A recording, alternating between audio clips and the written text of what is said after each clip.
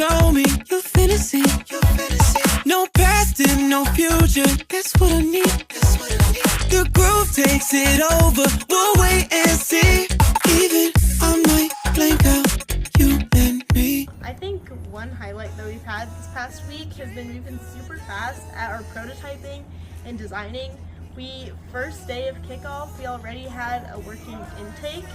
And one setback is that because it's the beginning of the season, sometimes it's hard to like find time where we can meet as an exec team to all go over issues. But I'm really excited for the season. There's nothing else left for me to do.